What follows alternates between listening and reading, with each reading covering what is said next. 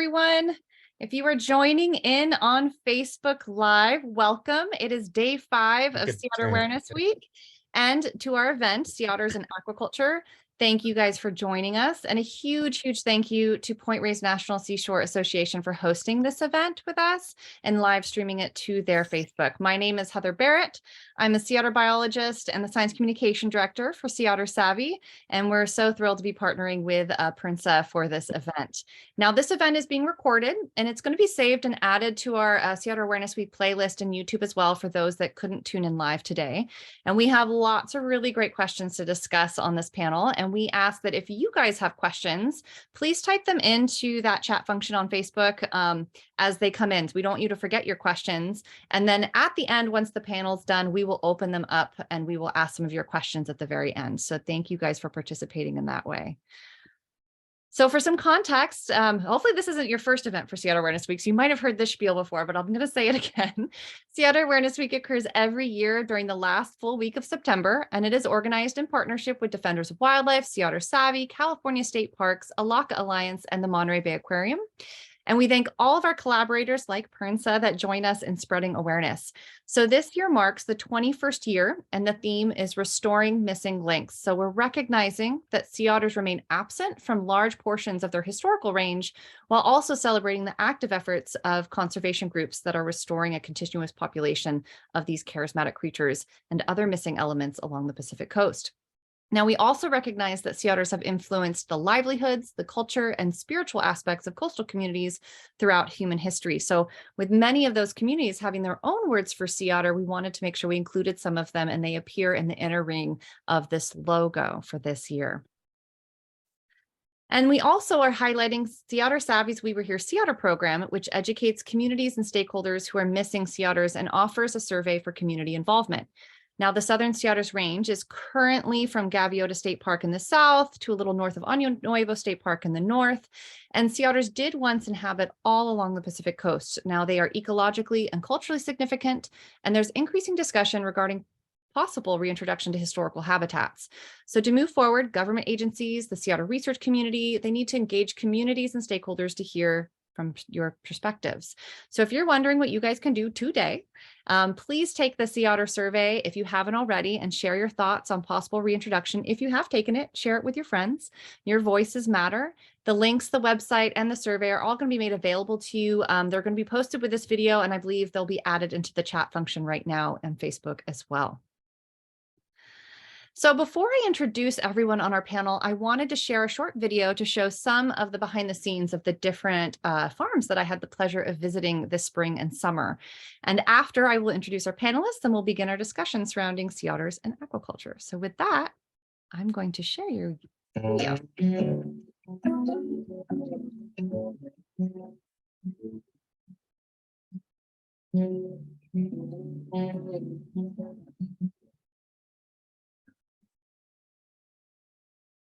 Oh, wow, they are so small. And then we're going to put 120 in each one. They're seriously like little gems.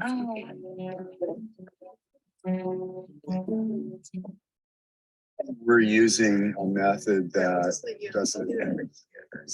Yes. We're able to, we're using these tough bags and that works. And I think for most of the oyster farmers, it's going to be that same case.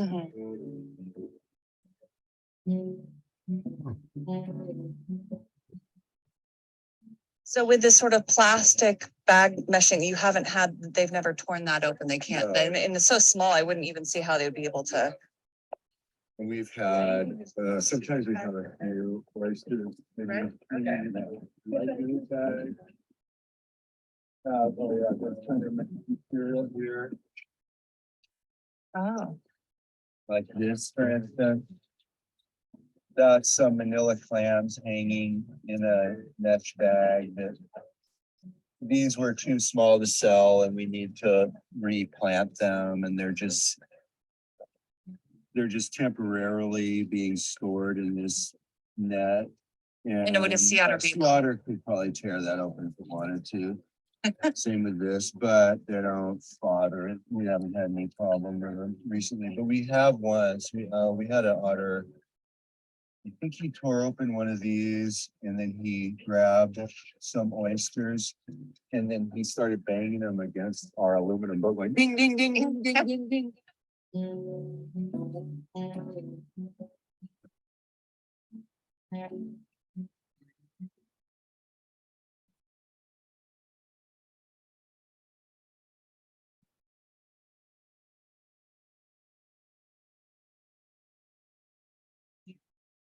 Well, it's big.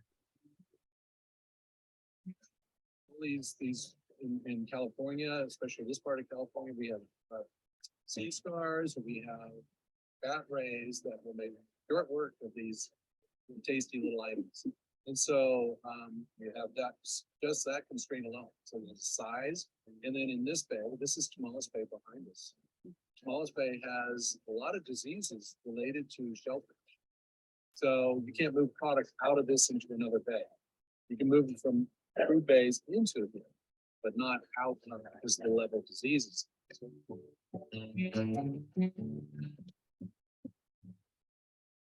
has been for sorting a seed side.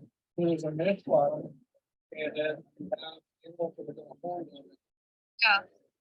Then each one of these, this is just representation of what these are. And what happens is these sit in here. and Yeah, then they start with that of oysters in here. stuff. What happens is, if you look down in here, and move it aside, there's that mesh size. You can see it's much Oh. smaller mesh, right? Yeah. And what's gonna happen is down there, it's just about ready to get a wash. And what happens is the water is being brought in from our supply water.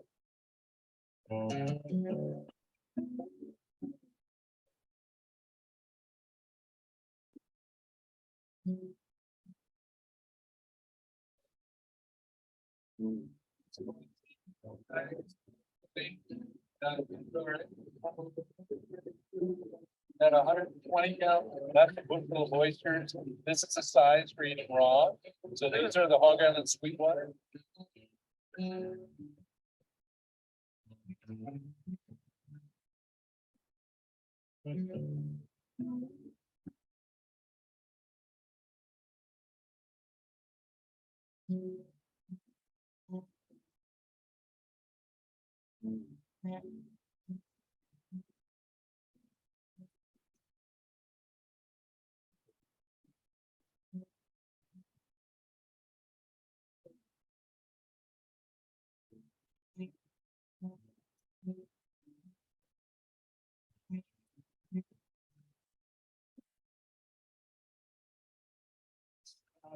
Most of the industry uses the HDPE plastic mesh bags.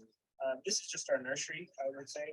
We also have a 90-acre farm down in Tamales, right alongside Hog Island, among others. Timeline for an oyster is that it starts its life in a hatchery, and then it arrives here at about 2 millimeters in size. So very, very small. And then it is grown up until it's about 5/8 inch in size. And then it gets outplanted in the bay. It typically spends its first 6 months of its life here. And then it'll spend another 18 months to 3 years down in Tamales before it winds up on their plate.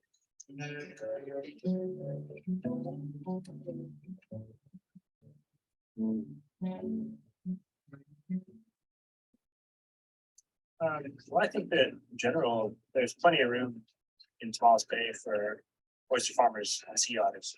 I think that we can both learn to coexist with each other.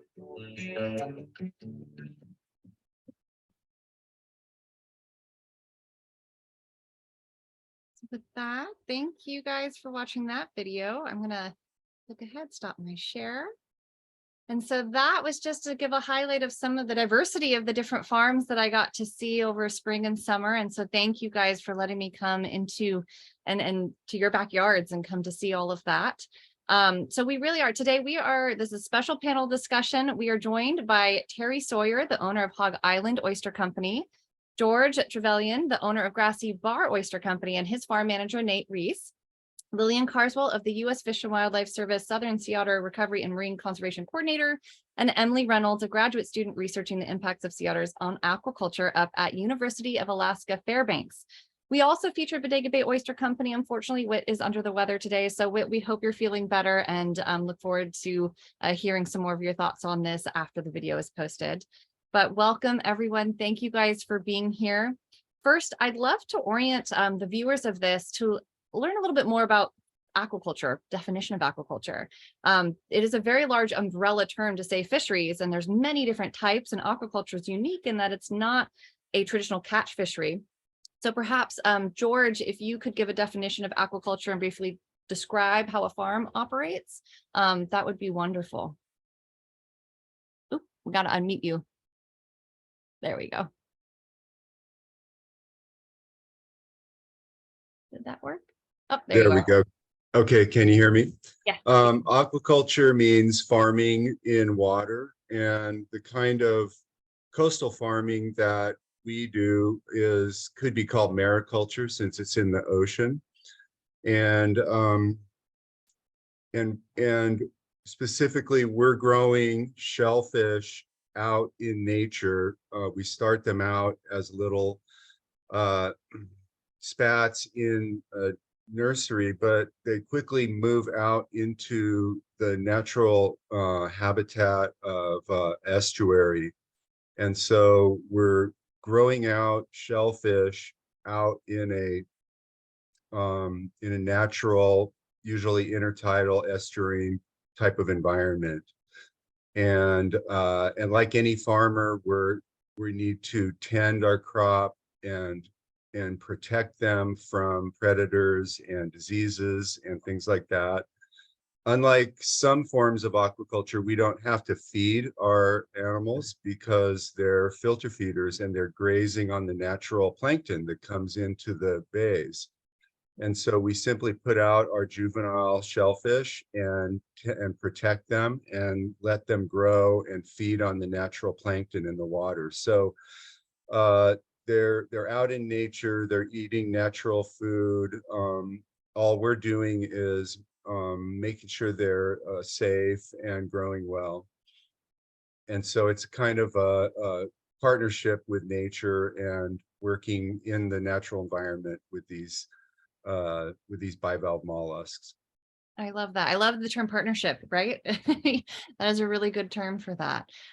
Terry, I was hoping that maybe you could also follow up and give some of the description of some of the obstacles that businesses like this face. We had a really good conversation about sort of climate change, and I was wondering if that has an impact on the business as well. Well, it does, and it's an impact that is affecting all of us. But in aquaculture, first and foremost, the only thing I want to add to what George said is we're absolutely dependent on water quality, and that's a very site-specific availability. And then there's only certain areas that we can have farms based on permitting rules. So those are obstacles just right there. We just got to get past that. And in California, we're in a highly desirable zone. So there's not many places for options for us. Hold on, what I just described and what George described is some of the challenges we have with the challenges of changes in temperature, pH, oxygen levels, and all that are coming at us with climate. And we're just really beginning to see and not even beginning to understand some of these impacts because of the interactions. It's a very complex series of parameter changes. And so we collaborate with academia up and down the coast and in Tamale Bay and our location here and in Humboldt Bay as well. So those can present some significant hurdles for us, especially in the upwelling periods in the spring. And then during the wintertime when we have significant rainfall, and then during the summer, the thermal impacts that can happen. Right. Thank you so much for orienting us to that information.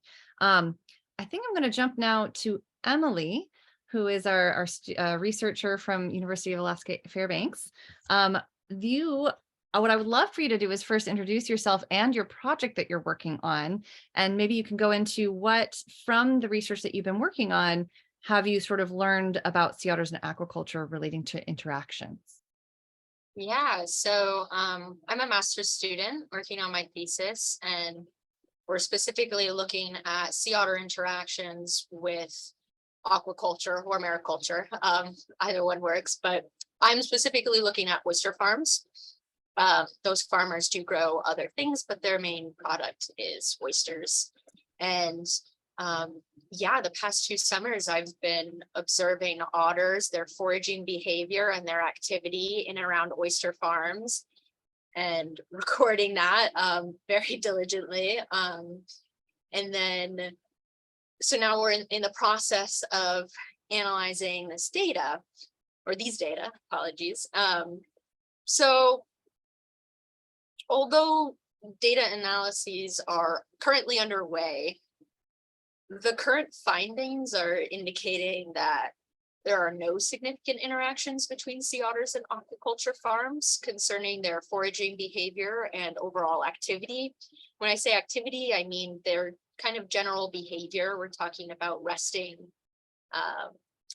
interacting with other otters, swimming, foraging is considered another activity.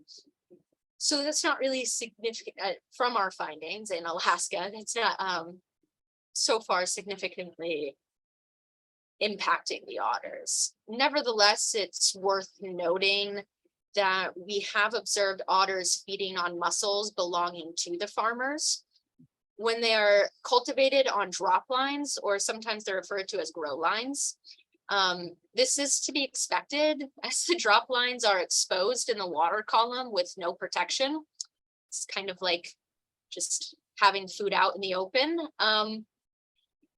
However, this does not seem to occur with a concerning frequency that would significantly impact the farmers' production. And the farmers are aware of this and are still able to cultivate and sell mussels. And can you tell us a little bit more what location this is occurring at? And so has the population of sea otters been there for a long time? Are they sort of recovering into that estuary that you're talking about? And yeah, so my area is Ketchimek Bay, Alaska. And otters have been there for a very long time. They had a decline in population in the 80s, or around 70s, 80s after the Exxon Valdez oil spill. And now in Ketchimek Bay, the sea otters are considered at carrying capacity, with an estimated 6,000 otters within Ketchimek Bay. And that survey was done in 2017 by USGS. So we're waiting for the new one to come out soon. I'm very excited about that. But yeah, this is there's a big population of sea otters in this area, in addition to a lot of farms in this area. So that is why it was chosen, because the interactions are potentially high in this area. lots of overlap. Yeah, lots of overlap. Exactly. Yeah. Okay. And from preliminary, I mean, obviously your results aren't out yet and you're still working through the data, but has there been sort of, you mentioned conversation with some of the farms that you are talking to and that they're growing different things. Is there particular interactions that you found that have been negative? And then have there been also some that you've seen that have been positive? Is there a mixture of both? Yeah, so one potential advantage lies in the cleaning of farmers' cages or other equipment through the consumption of fouling organisms that adhere to the cages. Okay. So fouling organisms would be mussels, barnacles, and even sea stars. By letting sea otters perform this cleaning task, farmers can save both money and valuable time while prolonging the life of their equipment and cages. So another thing I should potentially probably note is here in Alaska, I do not see it often. Again, I'm not a farmer, but I do not see it often where farmers are using bags, the mesh bags or any sort of bag. And another thing to note is the northern sea otters here in Alaska are on average larger than the southern sea otters. So that plays a huge role. So yeah, that could be a positive, saving, the farmers with these cages a lot of time and money.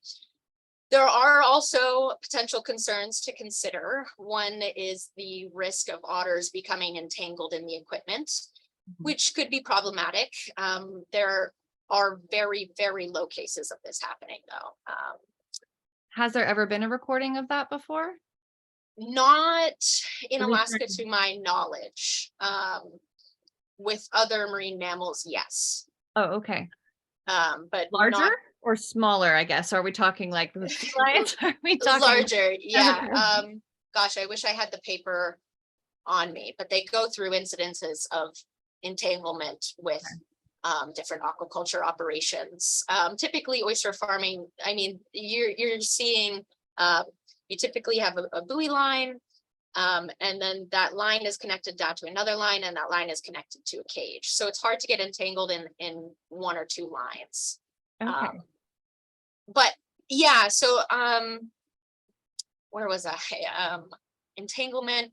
It's a pretty low risk. I think the biggest risk would be the possibility of otters consuming or damaging the farmer's products, which would clearly have a negative implication for their business. However, in my opinion, these issues could be mitigated through the use of specific equipment. A lot of oyster farmers here in Alaska are switching from nets to cages because the otters have been breaking into the nets. And when you say nets, just so I make sure everyone who's watching is understanding, are you talking about the kind of net that George kind of picked up that was hanging off, or are you talking about the cages or the more thick plastic, or? Yeah, so so the nets are they're kind of like scallops net. They look like lanterns. They're cylindrical in shape. Yep, and they're kind of roped intertwined. And the otters just kind of nibble through them and then just get it there. In cages, we're talking a sort of metal material, and you can't knock through that, or at least otters can't. So yeah, that simple switch makes a whole lot of difference. No, I can definitely see that. And actually, I'm going to open this up. I'm going to go a little off script here. I'm so fascinated. Like, you can talk about the fact that we have all these different types of farms. People are growing slightly different things, but there's also lots of different types of equipment. So even just when I went to visit the different farms, I saw different types of equipment. And obviously, I think the aquaculturists can describe that it might be even species specific as well. So maybe George, Terry, Nate, can you guys maybe speak up and give us a little bit of a sense so the viewers can understand some of the different types of equipment that we were just talking about? And obviously up in Alaska, I didn't see metal cages with you guys. I'm not sure if that's something that you guys can use in California, but maybe I'll start with Terry and then George. So Terry, can you touch on that? Sure. A couple of things. Yeah, there's always different types of equipment that are being developed. That's one thing, but classically, let's back up a little bit. It depends on whether you're talking subtidal or intertidal culture. And so some of these culture techniques can vary just based on that.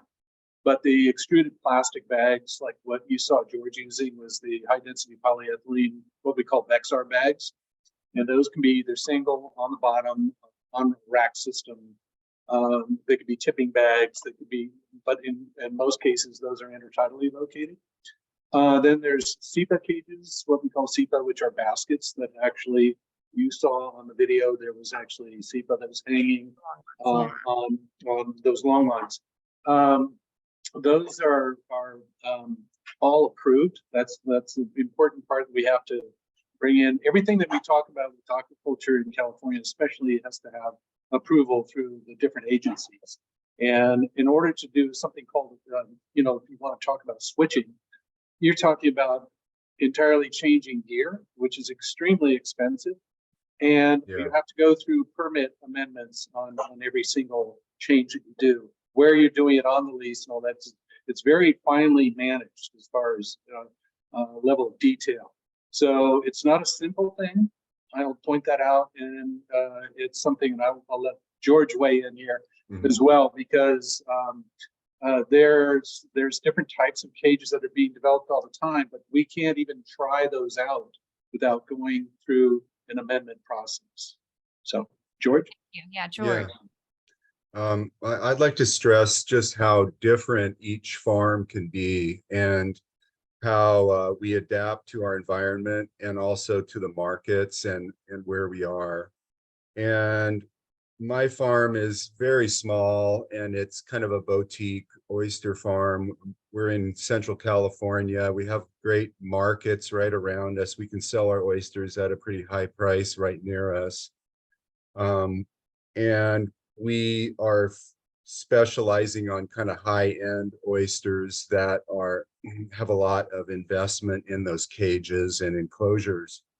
But there's so many different ways of growing these shellfish, and the really big farms are much more extensive. The ones up in Oregon and Washington, there are farms that cover hundreds of acres, and they are they don't use these enclosures. They're not protecting their shellfish from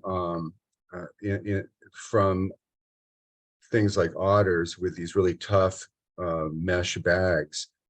And so they might be growing just on the bottom, you know, spread over large areas exposed, or they might be growing off bottom kind of on long lines, but they're still exposed.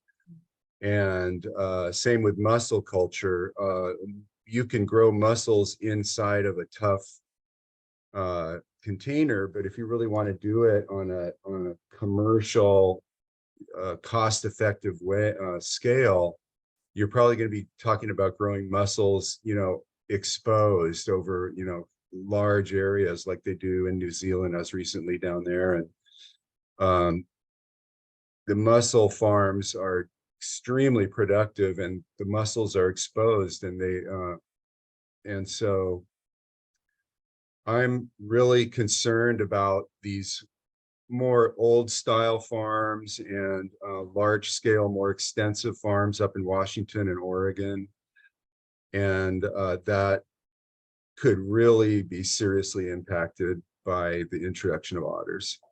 Yeah. Thank you. Yeah, so it's sounding like the complexity here is it's not just like what you're growing, it's where you're growing, size of farm, and the equipment that all sort of ties in together, right? So Yeah. yeah. And just curious, Emily, up in Alaska, so you were mentioned that do they have what George was describing in Oregon, Washington, the really large sort of long lines where there's just something dangling there? Is that part of? Yeah, specifically for the mussels, that's how they're cultivating mussels. And like I said before, we have observed otters eating directly off of those drop lines. It's not too in the water. yeah, it's not to a frequency that seems to be impacting the business's production or value of those mussels. That being said, it is a secondary grow for them, as in their main concern and value in their business is the oysters. That's where they're making most of their money. So it is kind of it's hard to say on how much it can impact. And I think something we should also consider and talk about, and maybe Lilian will talk about this later on, but the environmental characteristics and the environmental condition in which these otters are foraging and existing along with the oyster farms are going to also sort of dictate these interactions. You know, are these otters desperate for food? Like that's there's Right. Is there an incentive to break in? And if there is, it might come at a cost. Yeah. Like Terry and George were saying, I mean, this isn't just, you know, okay, I'm going to go buy some cages on Amazon type of thing. The farms that have decided to switch in Alaska from nets to cages, that was not an easy decision for them. And they're still in the process of doing this switching as we're talking. So, and I've been watching them for 2 summers, and they decided this summer that I have 3 farms that I'm looking at, and one of them has decided to switch over, and then the other 2 already have cages. So it's definitely a process for this farmer, and they're not going to be able to do it probably until maybe 2 summers from now. But they're in the process. So Okay. Thank you. Thank you guys for that information. I'm going to go a little bit more forward now. And I'm going to go back to Terry. You have had some experience with sea otters. You don't have sea otters with your farm, but I know you personally have some experience with sea otters. Would you like to give us a little bit of your background with sea otters? Sure. So in my previous life, I was an aquarist at the Monterey Bay Aquarium, and I worked there for 6 years. And part of the job included being involved with the rehab program for sea otters, as well as actually early on in the translocation for the otters to be with Fish and Wildlife to be relocated out to San Nicolas Island. So we handled adults and pups that were brought in, and then we would release them. If they could be, otherwise they had to go into the display animals there. As well as actually early on, while still in school at University of California, Santa Cruz, I was involved in foraging behavior studies that were going on. The animals are, if anybody is familiar with them, they're extremely precocious. Their metabolic rates are very high. They're warm-blooded. They're operating in the cold environment. They consume a lot. They're having to eat all the time, basically, when they're not sleeping. And so it was always a challenge to reintroduce those animals from when they were in the spa, getting food all the time, to being turned out into the real world. And there's a lot of trial and error in that, and the error isn't necessarily a good thing. But the other part was socializing, making sure they weren't getting used to people. That gets to be, in itself, a challenge. So I have a pretty clear understanding of how capable these animals are. They're very strong, and they're cute and with big teeth. So I think that's what people forget. I know, as we talked about, George showed you those bags. That is not an obstacle for them.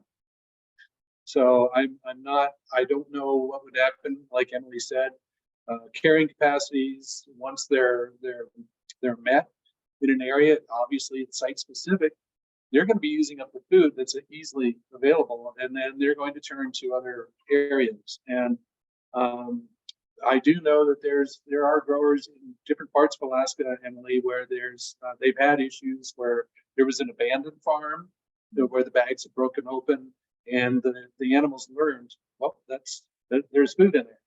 So there is that kind of pattern that shows that they can learn. So. Right. And just to clarify again, because viewers might not know, because we're not having visuals with this, is when you say bags, you're talking about that thin sort of nylon, the one that we could probably try to cut and tear. You're talking about the big plastic. I'm talking about the Vexar bags that are the high density polyethylene. Oh, okay. They're generally just the major grow out bags that George had mentioned are about a 1/2 inch mesh. Those smaller mesh bags are the ones that are usually used for distributing product out in the market because they're lightweight and strong. You can easily rip those open. We can. But the Otter, the bag that I was mentioning, was that they would not really have any problem with as well, is that Vexar bag, if they really wanted to get in. Okay. That's interesting. Our estuary is a marine protected area, and there's an awful lot of food. There are a lot of crabs and clams, and usually our otters are out by the edge of the channel, eating crabs and wild clams, and there's a lot of food right now, and so they haven't shown that much interest in our oysters yet, and so things could change, and that is something to be concerned about. Yeah, so I'm actually, since you kind of brought this up, I'm going to go a little off script again too. So George, I'm going to jump to one of your questions. How long has Grassy Bar been operating, And how long has it been that you've had sea otters now kind of going further back into Morro Bay and up into that estuary? Have you been seeing some of these interactions since you are using those really thick bags that Terry was describing? Right. We started 14 years ago, and there there were sea otters, of course, in Morro Bay at that time. But the population has increased, I would definitely say. And the number of sea otters in the back bay near our farm has increased. So now we usually have 2 or 3 resident sea otters back on our farm. And so we generally, people come from all over California to Morro Bay just to see the sea otters. So as far as positive interactions, we enjoy seeing them, and they're always a delight to watch their behavior, and people come to and enjoy Morro Bay and look at the sea otters, and then they come and want to eat oysters like a sea otter. An And oyster so, while you watch a sea otter. That sounds like it's a good lovely for day. it enhances our whole environment and makes it more fun for people to come out, and everybody loves them. But but I am concerned about how things might change. And I got a taste of that recently when we had a manila clam bed that was just protected by kind of a lightweight bird netting.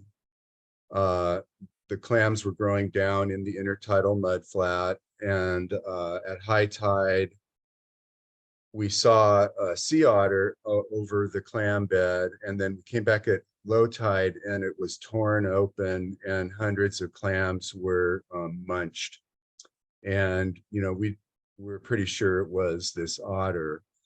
And so I found a heavy duty netting that I could lay on top of that fine mesh bird netting, and that took care of the problem for me. But mine was a small scale clam, kind of almost experimental clam bed. And other areas, such as up in Puget Sound, there are huge, extensive clam farms in which they're only protecting the clams by the lightweight bird netting. And this is a big business, and employing a lot of people. And the clams, I think, would be sitting ducks for otters if there were otters up there. Into that region. Yeah. Yeah. Terry, I'm going to come swing back to you. So given the fact that so just again, everyone, we have George down in Morro Bay with Grassy Bar. They have otters. And then Terry up at Hog Island, if you're tuning in right now, doesn't have otters. Terry, if there was any potential reintroduction, even if sea otters naturally did expand their range, what specifically are your concerns around sea otters arriving in your region? Well, there's a couple of them. One is obviously if they did use up the available food, and then they sought out food from that was all being cultured there, that would be a concern. And the other concern is well, what do we do? Because if once an animal is conditioned to now start foraging like that, they're either, first of all, will they move out of the area? There's a lot of questions. Will they move out of the area if there's no longer readily available food, or will they stay and look for more food? There's a very large river otter population that's here already, so there may be some impacts on that. And then the other part is what do we do if there is an animal that becomes conditioned? So we as growers and being able to work in and around the gear, we have a problem situation. Who do we turn to? What do we do? So there's that. And then sure, you could do remedy by culture the equipment. And you want to talk about something that's going to be, when you scale it up, a very expensive operation, because let's say you go to metal cages, not only you've got a tremendous amount of waste of what you were using, you also have to have the equipment to handle those metal cages, especially on an intertidal level, harvesting the gear, then how you transport it, and then how you unload it and reload it. All of those things are involved. So George's systems and my systems are all adapted site specific. And so to make changes in those it's not a simple remedy. And if you scale it, that becomes an issue. The other part of this is I mentioned that we're also in Humboldt Bay. And then the systems that we use are similar. So you're talking about being able to have that ability on training and all that too. And as far as the same kind of equipment, economy of scale, purchasing and all that kind of thing that goes on. So the concerns are multiple because we don't know. And because we don't know, I think that's where I would encourage, like along this part of the coast, there's Drake's Estero. There is no aquaculture going on there. That could be a possible site. It's a very large estuary just across the peninsula here that could be used as a pilot project, because not only are we talking about an area where this used to be within their range, but what were the interactions like with the population levels with the predators for them? So we have a very sort of a well-known white shark population that sets up some camps out at the mouth here and all along this part of the coast. It's called the Red Triangle for a reason. So again, we don't know. And so I proceed, and my attitude is proceed with caution. I know what they're capable of. They're really amazing animals, and we are in a viable area for being able to have aquaculture, but we already have a host of restrictions that we already have to abide by, that this would be just another layer that we would have to be working with. That's a really great comments. I'm actually gonna bring Lilian, I'm so sorry. We've had you be quiet because we've been talking so much about equipment and stuff like that. So you are here as well, and we're so glad that you were here. But that kind of segues nicely into some of the questions that were previously asked that we've kind of set up for you, is sort of talking about this idea of having to change equipment if you are in an area without sea otters, or even with Georgia in an area that does have sea otters, but is starting to still learn that there's some interactions, as well as that Emily's seen up in Alaska. They're having to switch, even though they've already had sea otters and they're at carrying capacity up there. So would you like to sort of speak to or add comments to that sort of conversation relating to the fact, what would a farm do in a scenario where sea otters are imminent or maybe coming, or, it might naturally get there? How would there potentially be some assistance in that, or would there be assistance in that? So I've had a wonderful time listening to all of you so far, and I've learned a lot. So I really appreciate hearing the details of what you do and what your considerations are and the things that you might be worried about. I think the first thing I want to emphasize is the timeline here. So I'm not really going to answer your question directly yet, Heather, but I will get to it. But if we were to consider reintroduction, and right now there's no formal proposal, we're just in an information gathering stage. We've done these open houses, 16 up and down the coast, where we want to hear from communities about their concerns, and to go into detail, like we're going here, about what the issues might be, and what the context of those issues might be. So we were just talking earlier about how sea otters at carrying capacity are food limited in terms of per capita prey availability. And so they're more likely to be desperate and searching out more difficult sources of food. But as Terry mentioned, maybe they would just leave the area, like, well, this is too difficult. There's easier prey over here. I'm just going to go over here.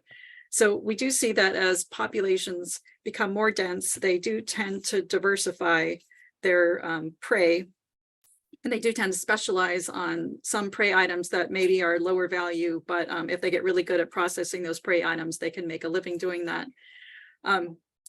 So there are lots of questions about how it would play out, but if we were to reintroduce sea otters somewhere, that population is likely to be extremely small for decades, really. We've seen that in every other reintroduction that has ever happened that has used wild sea otters. Even like a large number of otters being taken to a place, a lot of them leave because they have a very strong homing impulse, and a small little core remains, about 10%, and then that slowly grows over time. And there's a lot of chance involved in that, like, well, are all the ones who stayed, were they males? So you have no population. We're, you know, like we're 2 of them who stayed females and 8 were males. So you have a very low population growth rate at the beginning. You're very limited. So many of these problems will not become problems.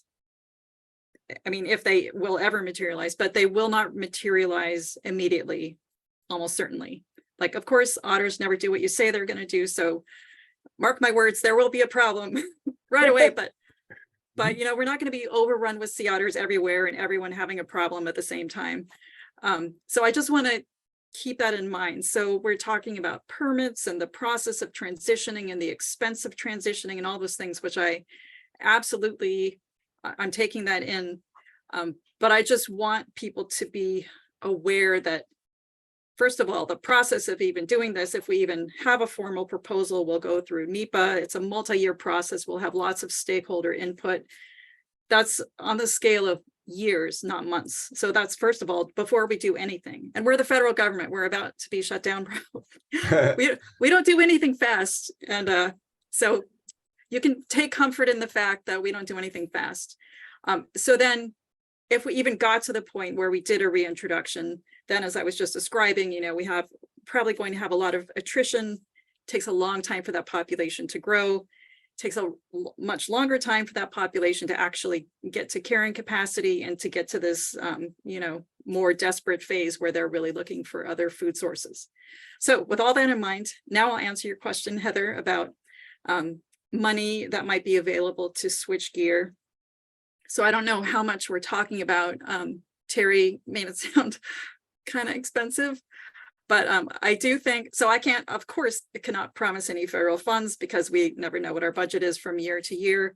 But I do think that there are sources of funding that would be available, grants and different things that could be available to accommodate people to switch gear. And so, again, we're not really talking about everybody on the coast who's using gear that's vulnerable to sea otters switching at the same time. It would be people near a reintroduction site that would be the priority that might have to switch first. So I do think that there are sources of funding that could be available, especially if there's concern about potential interactions that might harm sea otters. I think there's some specific funding sources that could be used for that as well. Yeah, I'm going to follow up with and start this conversation that we kind of had a little bit before, which was sort of more privately, but I know that Terry, you had mentioned you have some racks or things that kind of move, and one of the concerns was if there was going to be an entanglement, and Emily brought that up with up in Alaska that hasn't really been seen with sea otters. I know Lilian, you were sort of curious to learn more about that particular structure and what maybe the concerns would be around that particular structure. Could you describe that for us, Terry? If I'm understanding what your question is, so we have gear that's designed to allow for wave action and tidal range differentiation that actually does the work for you. And so a lot of the work that we do, we have, because the animals we grow, we call them animals, grow into the mesh if you don't move them. And so, you know, whether it's a rocking motion within those SEPA cages, or if it's what's called a tipping bag, which is on a pivot and it has a float, will move up and down. It's a fairly contained, doesn't have a lot of lines and all that. I would really find it pretty difficult to believe that the animals would have any problem with those as far as entanglement goes. Some of the gear that Emily mentioned earlier were those lantern nets. Yeah, I could totally see that, or any suspended culture where you've got something hanging off a long line with lines going down. But otters are amazing, and what they can do and their ability to move around. In order for them to be entangled in something, you'd have to have an awful lot of lines and all that around that they could get wrapped up in. That is an interesting point, though, because look what happens when they wrap. They will wrap in the kelp. So, you know, they might want to twist on whatever long line for crab pots or something like that. I don't know what kind of data is available on that. But as far as the culture techniques like what we use, we don't use a lot of that long type of gear. Like you're hearing, though, it can vary site to site. Yeah. So Lilian, if there was a risk, if there was certain material sort of operations that you would have deemed or U.S. Fish and Wildlife believed that could be a risk, could you touch on a little bit about that? I know that Whitt had sort of a question of, are there any sort of legal ramifications of an operating business near potential habitat of a species listed as threatened? And sort of, since he's not here, I want to make sure his question still gets asked, sort of touching on that. Yeah, so we work very closely with the state on issues like this. So if we were to perceive that there was gear that was being authorized to be used by the state that had potential to take sea otters, we would start looking into it and discussing with the state possible remedies. And that would, of course, involve the fishermen involved as well, to see if there's some way to adapt to that gear to remove that risk. So for instance, in 2000, there was a paper that came out and showed that sea otters were at risk of entering these live finfish traps. Live finfish was really becoming a big thing right around that time, and many people were putting these traps in the water. And so that study showed that sea otters could enter traps with an opening of 5.5 inches, a round opening, but that if you change that to just 5 inches, you would exclude almost all diving age sea otters. So that was a relatively simple fix. CDFG, which is what their name was at the time, imposed a requirement in 2002 for these 5-inch rings. And the U.S. Fish and Wildlife Service purchased those rings, gave them to CDFG, and CDFG gave them to the people with the finfish traps to modify their traps to exclude sea otters. So that's one example of how it works. We have never gone after any individual for any kind of incident with a sea otter who was using legal gear that the state had approved. So our approach really is not to punish individuals who have an accident that shows us, oh, wow, there is a risk here that we didn't anticipate. Our approach is to work with the state and with the fishermen to come up with a solution. Thank you for touching on that and highlighting that as well.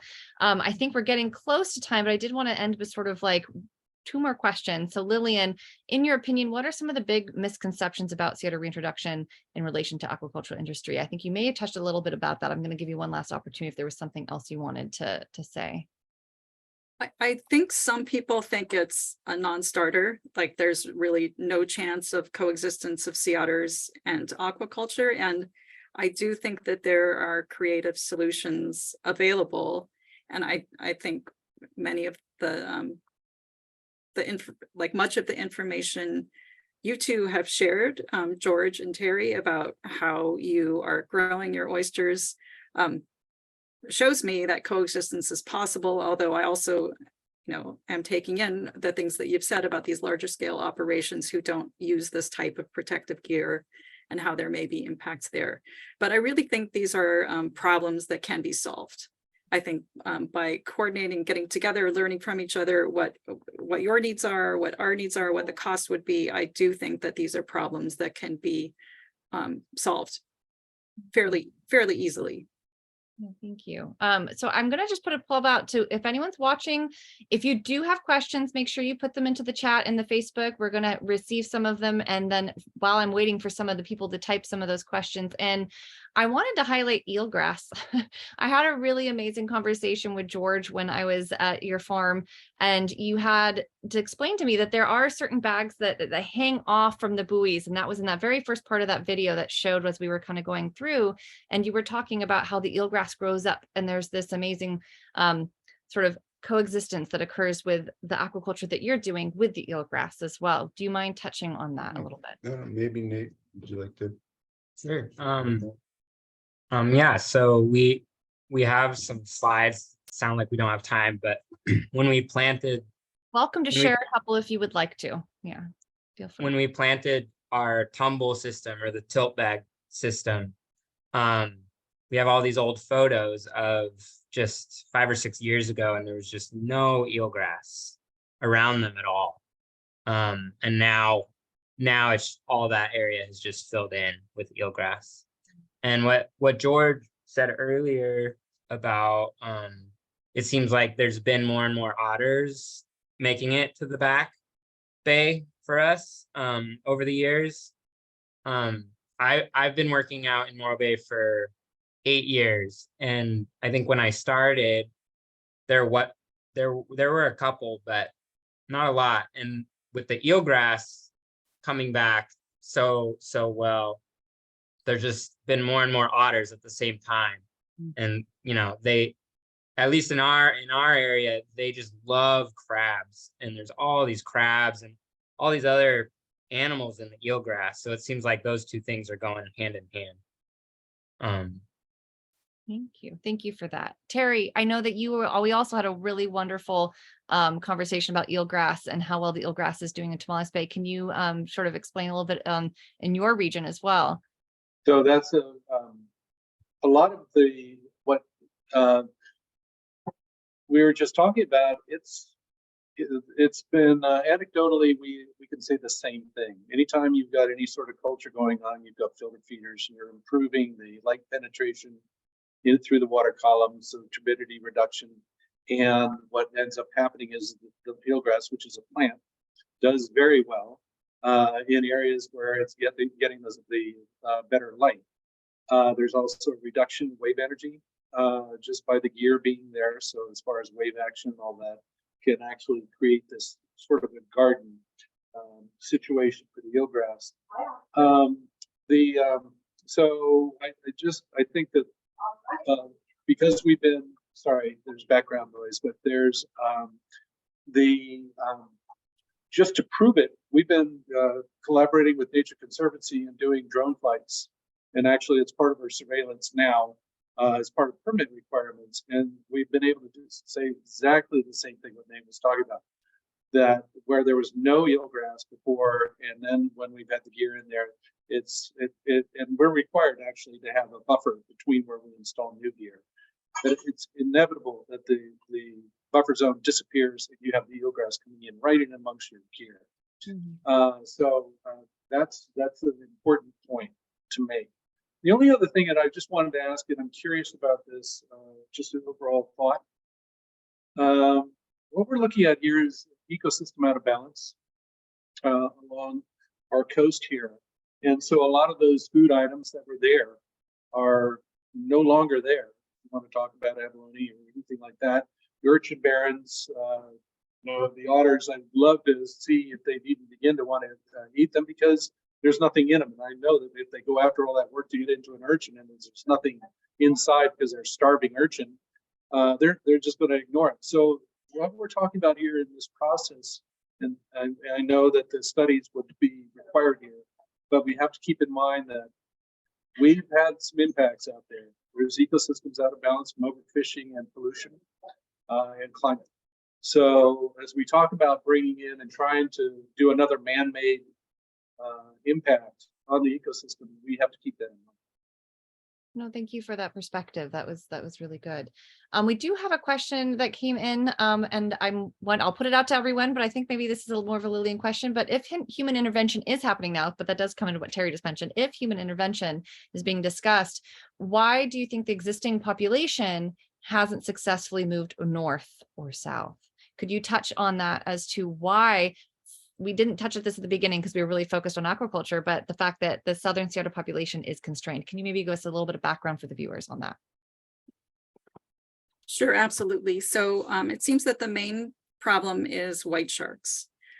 We've seen increasing levels of white shark caused mortality in the southern Sea Otter range over the last 20 years. Over the entire range, it's increased about threefold. But the effects are really concentrated at the edges of the range. So as Heather mentioned earlier, southern sea otters are pretty much constrained to Central California, but there is a reintroduced population at San Nicolas Island. That's really the only southern sea otters in Southern California. So we have intense shark bite mortality at the north end of the Central California coast range and super intense shark mortality near the southern end of that Central Coast range. So in the southern end, it has increased 8 times. So it's 8 times higher than it was over the last 20 years. We've seen no net range expansion for over 20 years. So it seems to be strongly related to that. So what's going on with the sharks? None of this is really definitive, but there have been a lot of, there's been some work done and some really viable hypotheses put forward. One paper by Moxley and others looked at how juvenile white sharks are spending a lot more time in the southern Sea Otters Central California range. It used to be that there were adult white sharks. They've always been a problem for southern Sea Otters. They've always been noted since since Sea Otters started coming back, but they were really only present in the range for about 2 months a year. And that's when they're coming, they're out in the pelagic cafe eating out there, and then they come in the fall to the rookeries, and on their way, they're very hungry and they're just like biting whatever they see. So they're biting sea otters, and they're not eating sea otters because sea otters have no blubber. They're just biting them to test, like, hey, do I want to eat this? And they decide no, they don't want to eat it, but too late. There's a big bite in that otter, and the otter is usually dead at that point. But now with climate change, we have warmer waters coming up the coast of Central California, allowing juvenile white sharks to come into that area for many months of the year. So those juvenile white sharks were formerly mostly in Southern California in the warmer waters. But with warm water intrusion, we have these juvenile white sharks in the range. So sea otters are overlapping with sharks now for about 8 months a year, if not more. And those juveniles are transitioning from feeding on fish to feeding on marine mammals as they do as adults. And in the process, they're trying to figure out what they should be biting. And so they bite a lot of sea otters, presumably just by mistake, like trying to figure out, is this something I want to eat? No blubber, no, I don't want to eat it. And at that point, the sea otter's dead. So that is the main cause.